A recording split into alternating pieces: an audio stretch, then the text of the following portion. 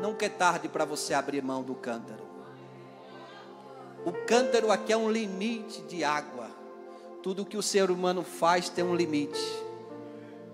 Mas Jesus disse: da água que eu te der, de ti vai jorrar uma fonte. O que é melhor? Poço, cântaro ou fonte? O que é que você escolhe? Meus queridos irmãos, a paz do Senhor a todos. Abra sua Bíblia, João, capítulo de número 4. Evangelho de Jesus Cristo, conforme escreveu o evangelista João, capítulo de número 4. João, capítulo de número 4. E o versículo de número 46. João, capítulo 4, versículo de número 46. Enquanto os irmãos vão localizando a referência bíblica, quero agradecer ao Senhor estar aqui nesta casa pela primeira vez, na pessoa do pastor presidente, pastor Vinícius, este amigo de longas datas. Que Deus continue vos abençoando, o pastor Danilo também, o co-pastor, e toda a igreja. Louvar a Deus pela vida da minha esposa, Yatagan Silva Salles. Deus continue vos abençoando em Cristo Jesus. Estou ali servindo no Templo Central das Assembleias de Deus em Campina Grande, onde tem o meu pastor presidente, pastor Dari Ferreira. Trago a paz também, se estende a toda a igreja. Quem encontrou o verso 46, diga amém. Segunda vez foi Jesus a Caná da Galileia, aonde da água fizeram vinho, e havia ali um oficial do rei, cujo filho estava enfermo em Cafarnaum. Toda a igreja, versículo 47.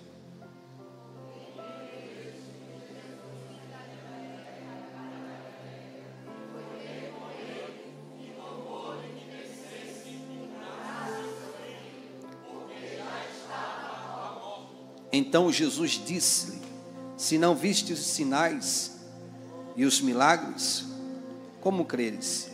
Toda a igreja, verso 49.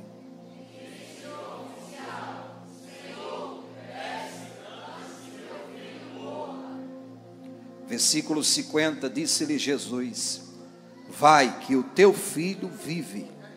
E o homem creu na palavra de Jesus e fez assim. Toda a igreja, versículo 51.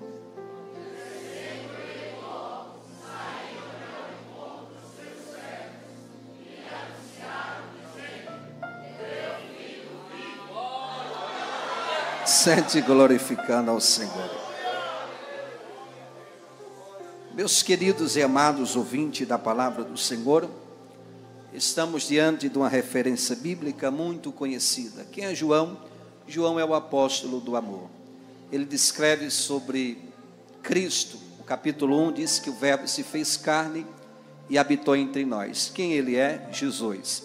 Está interligado ao ano 704, o profeta Isaías descreve o capítulo 9. O menino que ia nascer, o Emanuel, o Deus conosco, também está interligado a Gênesis 3,15, quando Deus estabelece a sua aliança, dizendo que da semente da mulher ia levantar um que esmagar a cabeça da serpente. Deus demonstra o seu amor no Antigo Testamento, na aliança, quando ele se revela em uma matéria chamada teofania. A palavra teo significa Deus, fania, manifestação de um Deus visível. Há quem acredite na teoria da evolução do Big Bang, mas eu quero dizer que a existência de Deus é muito antes. O profeta Isaías, escrevendo no capítulo 43, versículo 13, ele diz: ainda antes que houvesse dia, eu sou. A tradução hebraica significa eu era. A existência de Deus é muito antes da tecnologia, da teoria da evolução, da ciência. Por quê? Paulo disse em Colossenses 1,16: e nele todas as coisas foram feitas e estabelecidas. Ou seja, existe um governo, existe uma soberania. João capítulo 1, verso 3 diz: tudo foi feito por meio dele. Salmo 24, verso 1: do Senhor é Ou seja, existe um governo, uma soberania. Ninguém chegou primeiro e disse para Deus: faça a terra assim, os planetas. Ele é muito antes de todas as coisas. Esse é o nosso Senhor. Quando Deus estabelece a sua aliança com o seu povo, é uma aliança de resgate. O terreirinho do Salmo 40, verso 2, diz que Ele nos tirou de um charco de lodo e nos firmou na sua rocha. E que resgate é esse? É a graça, favor imerecido. Você não merecia a salvação, mas aprove a Deus na sua presciência enviar Cristo. E João vai descrever o capítulo 3, verso 16, que Deus amou o mundo de tal maneira que enviou o seu único filho para todo aquele que nele crê, não pereça, mas tenha vida eterna. Hebreus 11, verso 6 está escrito: sem fé é impossível agradar a Deus. Romanos 10, verso 17, de sorte que a fé vem pelo ouvir, e ouvir a palavra de Deus. Jesus se revela em um cenário que nós chamamos na plenitude dos tempos. Ele é o Filho de Deus. A Bíblia diz que ele se apresenta em um cenário de perseguição, mas João vai descrever que o Verbo se fez carne e habitou entre nós. Ele deixou a sua glória, ele deixou o trono para habitar neste mundo, e ele vem em forma humana. A natureza de Jesus nos surpreende, porque ele é 100% Deus e 100% ser humano, mas enquanto ele está aqui na terra, a Bíblia diz que Jesus, escolhido desde o ventre da sua mãe. Quando você estuda a matéria sobre angelologia, Lucas vai descrever o capítulo 1, Lucas é um escritor também, do ano 63, o seu nome descreve do grego, aquele que leva a luz, escrito também por Atos dos Apóstolos, e ele descreve que o anjo por nome de Gabriel, se apresenta para uma moça, chamada Maria, diz: do seu ventre vai nascer porque você foi escolhida, bem-aventurada, feliz. E ela diz: como isso vai acontecer? Há 3 expressões que aparecem. Lucas 1,37 diz: porque para Deus nada é impossível. Essa palavra impossível aparece em Gênesis capítulo 18, verso 14. Haveria alguma coisa difícil para o Senhor? Essa mesma palavra aparece em Jeremias 32, 27. Eu sou o Senhor de toda a humanidade. Haveria alguma coisa difícil para mim? E o anjo declara: você foi escolhida para gerar. Isso não é de um ser humano, de uma coabitação de você e de José, não. Descerá sobre ti o poder, a virtude do Espírito, e tu vai gerar. Analisando o contexto da época, e vocês conhecem a história, Jesus nasce, está no capítulo 2 de Mateus, aproximadamente seus 2 anos de idade, por ser um judeu, tem que estar na sinagoga, lendo a Torá, reverenciando ao Deus de Abraão, de Isaac e Jacó, que é a pronúncia, chamar Israel, Adonai. Deus é o único que deve ser o quê?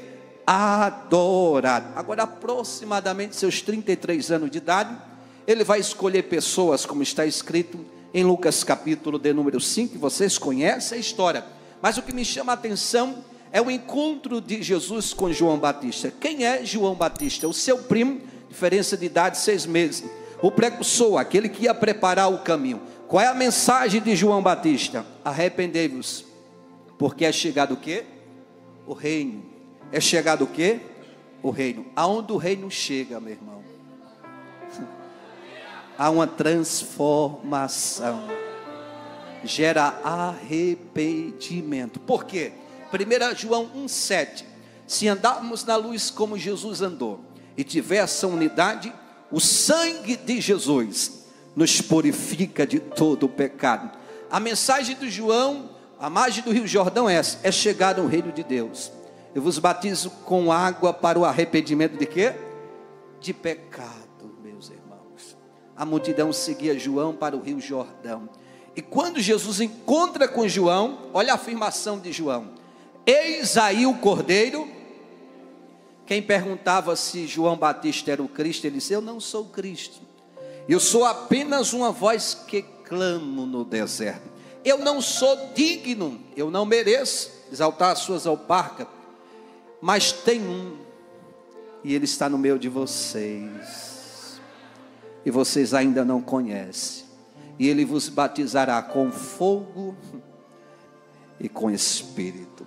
A tradução grega aqui fala sobre o pneuma, o espírito. Quando Jesus diz, é necessário, João, que você me batize. Antes dessa afirmação, João diz, eis aí o Cordeiro de Deus. Simbologia de Gênesis 22, do Isaac no monte, é Cristo. É o Cordeiro de Deus, o que tira o pecado, é o sacrifício, é a oferta entregada no altar. Só que o texto diz que João estava batizando pessoas, homens ali, para quê? Arrependimento de quê, meus irmãos? De pecado. Quem descia a margem do Rio Jordão, só era pessoas que tinham quê? Pecado. Os olhares religiosos da época agora começam a confrontar João Batista. Como é que ele é o Filho de Deus? Vai ser batizado por você. E quem é batizado por você, João, tem o quê? Pecado.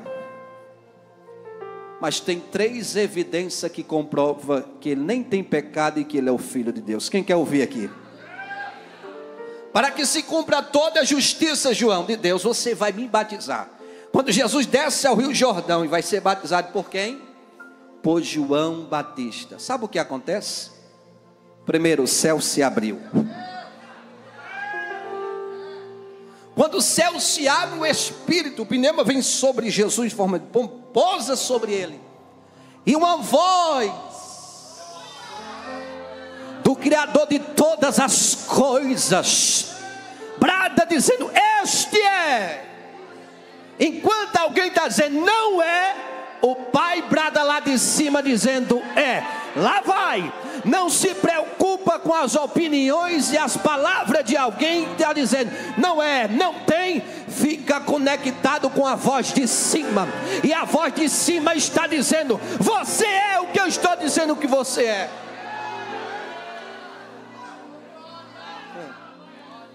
Jesus vai ser provado, porque a tradução hebraica não existe tentação, ninguém pode tentar a Deus. Ele vence o adversário, em Mateus capítulo 4 pela palavra, 4:4 ele diz, nem só de pão viverá, mas de toda a palavra que procede da boca do Senhor. Jesus é convidado a um casamento e ele vai com a sua mãe. Casamento esse judaico, era de costume servir o melhor vinho, começo, extraía as uvas, levava para o lagar, e o melhor vinho vinha pelo começo.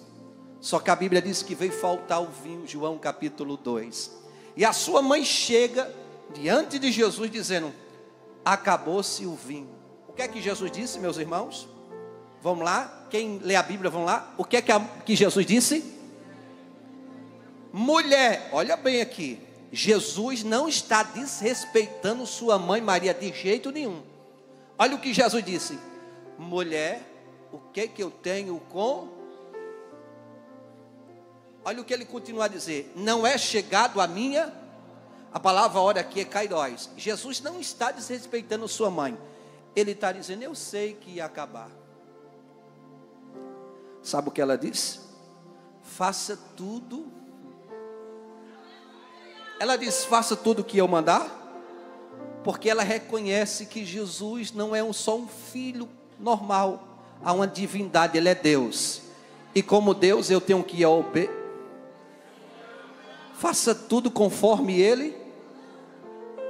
Aí Jesus disse, coloque água nessas talhas, onde servia para a purificação. Quando você recebesse alguém na sua casa, em um princípio judaico, aquelas talhas você extraía, pegava água e lavava os pés. O que é que Jesus está dizendo? É como Paulo escreveu em 1 Coríntios capítulo 1, versículo 27, que Deus pega as coisas que não, para confundir as que, pega as loucas para confundir, enquanto alguém olha para as talhas e diz, não serve para nada. Jesus diz, coloque água. Não despreze as talhas, viu? O que Jesus vai fazer é de dentro para fora. Você pode estar desprezando porque é de barro, não serve muito, mas o que Jesus vai colocar dentro vai ser suficiente para uma grande mudança. o vinho, a transformação, o primeiro milagre que Jesus realiza.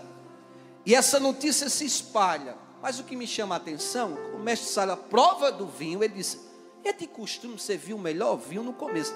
Eu estou percebendo que vocês deixaram para servir o melhor vinho. Não foi no começo, e sim no final. Parece que ele leu Eclesiastes 7:8. Melhor é o fim das coisas do que o princípio dela. O que Jesus está realizando nos bastidores, você não tem noção do que vai proporcionar para você. Porque você não anda por vista, pela lógica, não. É pela fé. Quem anda pela fé, vivencia o sobrenatural. E eu tenho uma boa notícia, eu vou liberar a palavra profética. O que Jesus vai realizar, vai trazer uma grande honra. Vai trazer uma grande alegria. Tudo estava caminhando para uma tristeza, para uma vergonha. Mas aonde Jesus está, tem alegria, tem felicidade. Eu tenho uma boa notícia. O milagre vai ser tão grande que alguém vai provar e diz: como está bom. O melhor está no fim. O melhor está no fim. Nicodemos, conhecedor da lei, vem pela madrugada ao encontro de Jesus. Capítulo 3. E Jesus disse: é necessário que você nasça de novo, porque todo aquele que é nascido da carne é carne, mas todo aquele que é nascido do Espírito, um novo encontro. João 4, vocês conhecem a história. Jesus disse: é necessário eu passar por aonde? Os samaritanos não falavam com os judeus, eles vêm desde a separação das 12 tribos de Israel. Só que Jesus disse: é necessário, eu quero ir.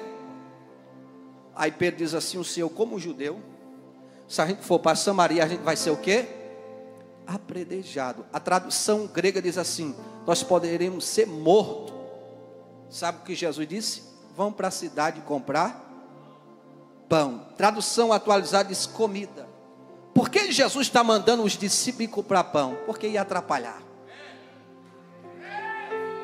E tem hora que Jesus tem que mandar alguém comprar pão, para não atrapalhar o encontro. Se você andar com uma pessoa pessimista, que não esteja na mesma visão, ela só vai enxergar as impossibilidades. Mas se você andar com uma pessoa que tem fé, o cenário não pode estar favorável, mas ele diz: vai dar certo, vai abrir. Ande com pessoas que estão ligadas na mesma fiação que a sua.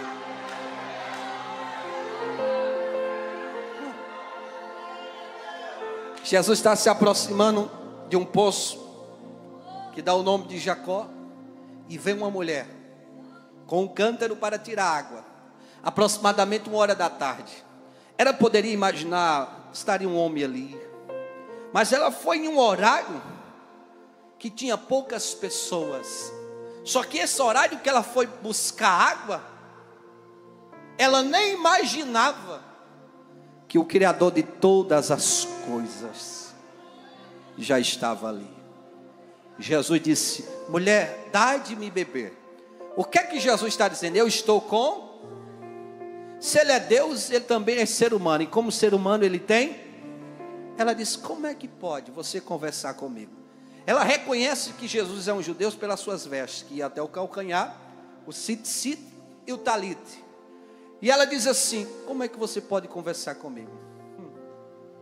Jesus disse: se tu conhecesse o dom de Deus. O que significa esse dom de Deus? Servir sem perguntar, sem questionar. Se alguém pede água a você é porque está com.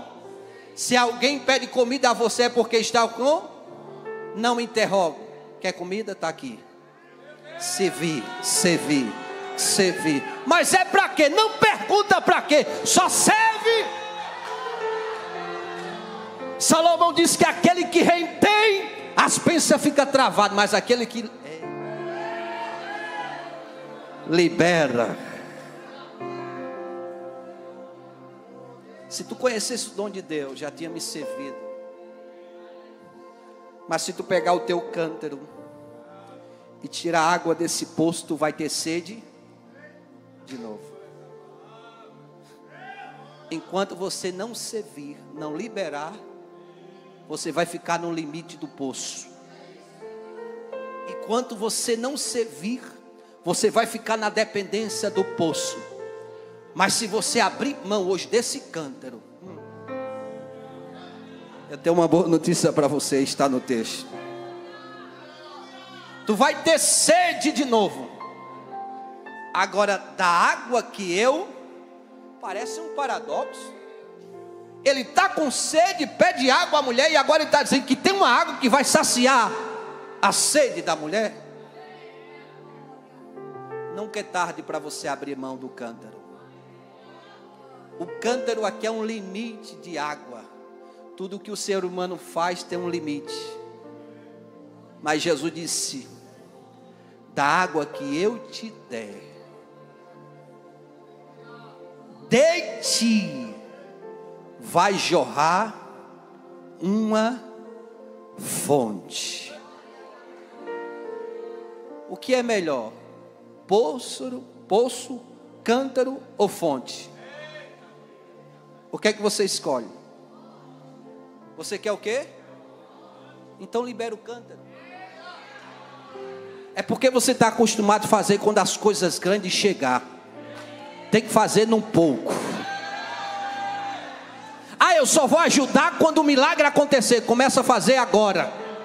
Porque se você está declarando a sua gratidão agora, Deus na sua presciência já sabe que quando muito chegar na tua mão, tu não vai reter, vai liberar mais ainda. E eu tenho uma boa notícia, e lá vai. A bênção de Deus é recalcada, sacudida e transbordante para aqueles que estão liberando.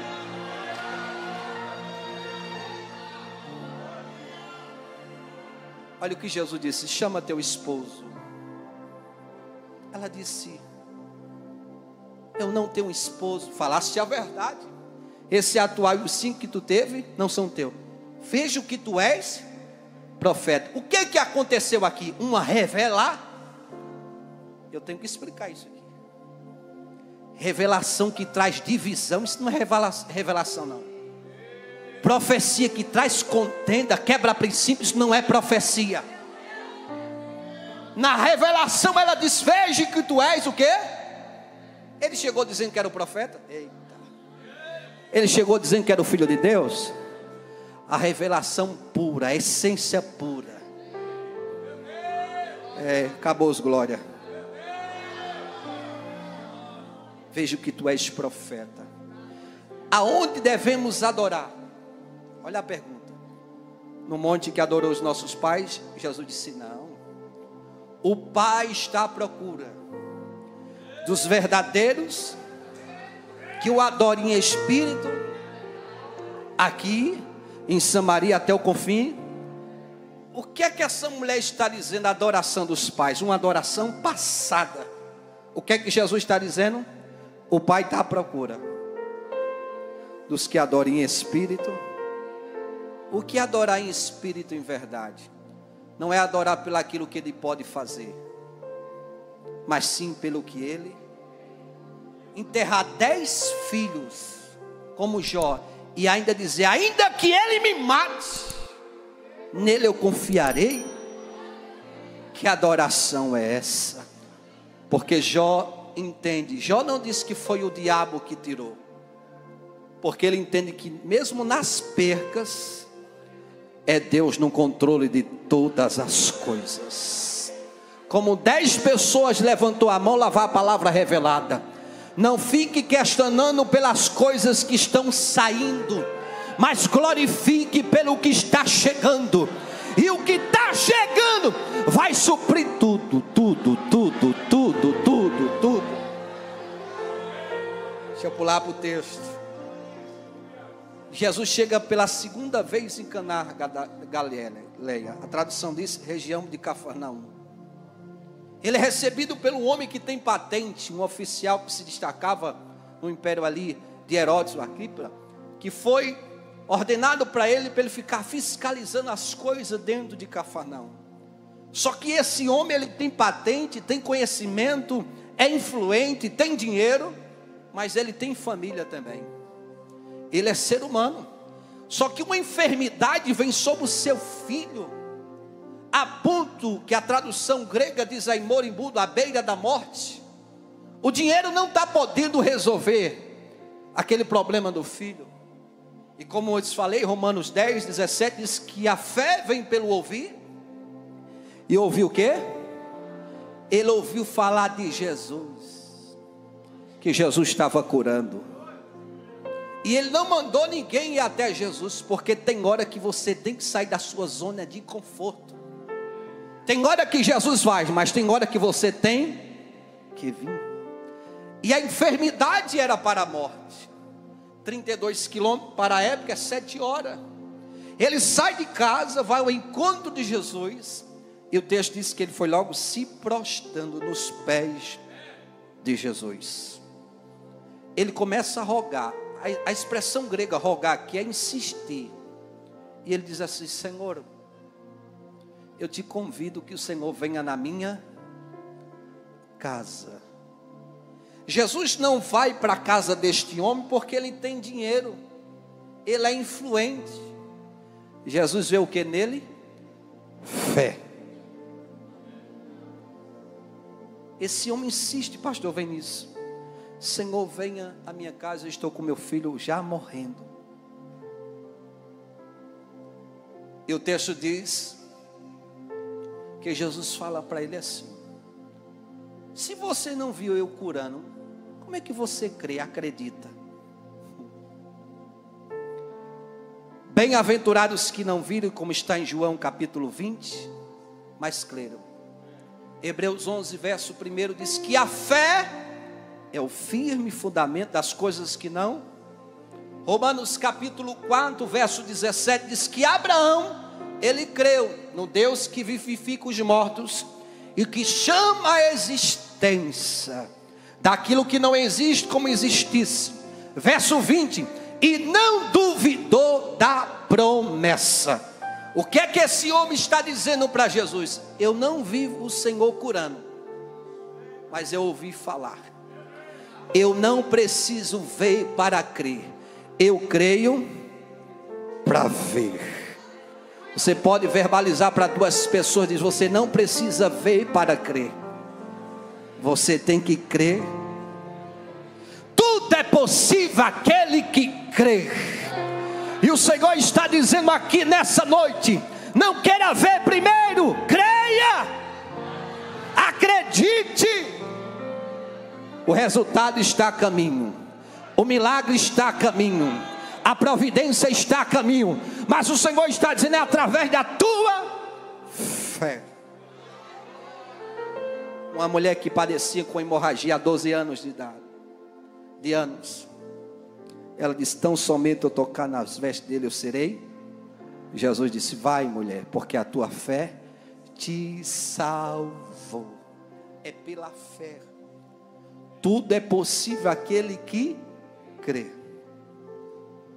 Jesus poderia muito bem ir à casa, mas ele não foi. Ele liberou só uma palavra. Agora o que me chamou a atenção é que o versículo 49 há uma sentença de morte. Porque ele está dizendo: Senhor, desça comigo antes que o meu filho morra. O que é que ele está dizendo para Jesus? Eu quero uma pressa, eu preciso de um milagre urgentemente. Ou o Senhor vem ou ele vai morrer. Só que no 49, pastor Vinícius, tem uma sentença de morte. Só que no versículo 50 já tem vida. Porque no 49 ele está dizendo: ele vai morrer. Só que no 50 Jesus disse assim: vai! O vai aqui é uma ordem. Vai para a tua casa, que o teu, não está no plural aí, singular, o teu filho vive. Espera aí, meus irmãos, por que Jesus não disse: todos da tua casa vivem? Porque ele veio com um pedido específico para quem precisava.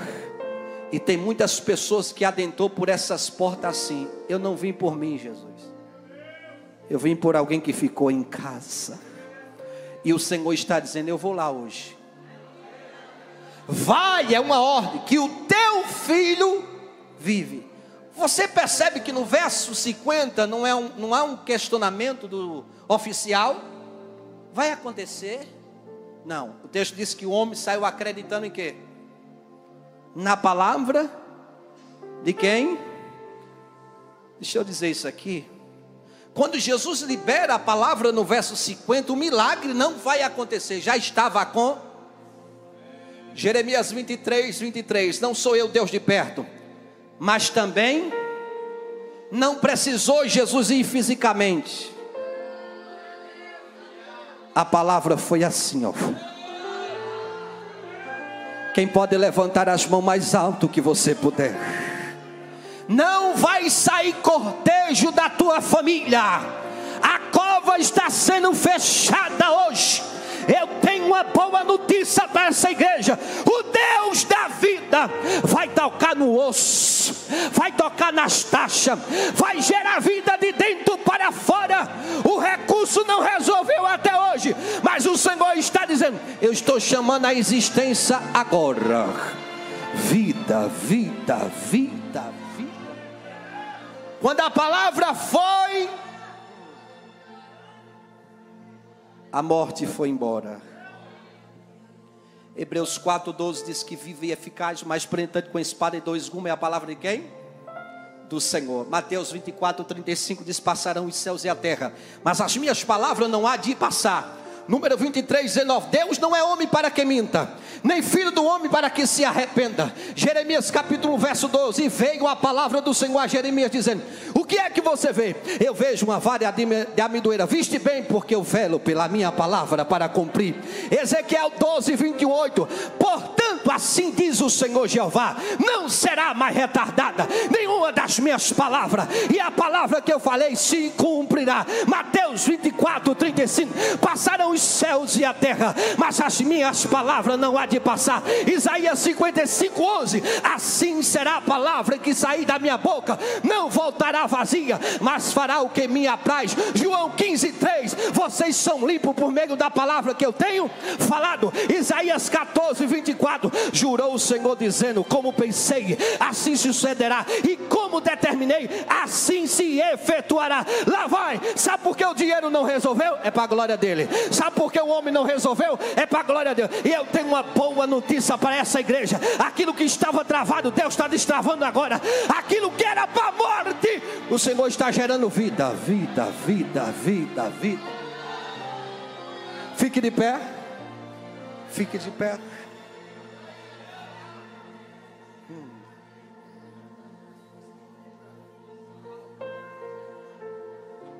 Fala para duas pessoas: quando a palavra foi, gerou vida.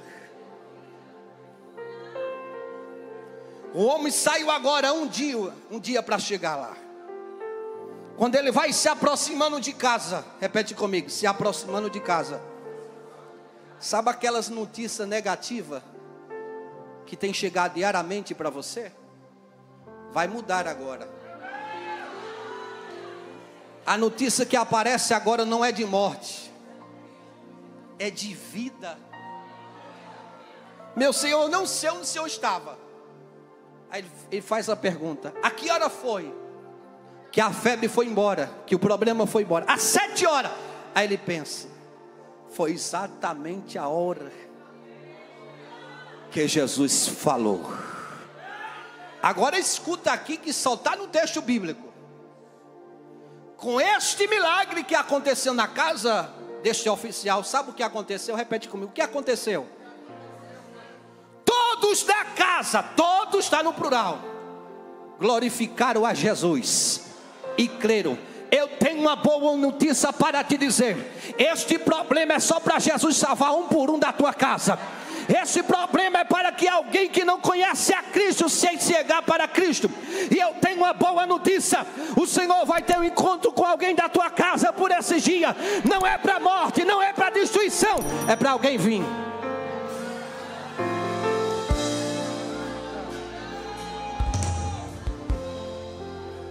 O filho estava morrendo dentro da casa do pai. Eita, lá vai. O filho estava morrendo dentro da casa do pai.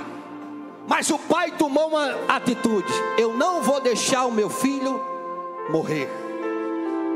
A morte aqui tem dois significados: a morte física e a espiritual. E eu abro um parênteses para dizer: o pai está aqui na casa e está dizendo: eu não quero você morta, eu não quero você morto. Eu não sei o que te levou à morte espiritual. Tu pegasse um atalho, está distante do pai, mas a palavra falou contigo aqui, e o pai está te dizendo: eu não quero você mais longe da minha presença, eu não te quero morta dentro da minha casa. Esses atalhos que você pegou gerou uma morte espiritual, mas quando você chega aqui, sente alegria, sente paz. Mas o pai está dizendo: é hoje. Sai do teu lugar agora, você que precisa se reconciliar com o pai agora. Se o pai é importante, se a presença do pai é importante, sai do teu lugar agora e vem se reconciliar.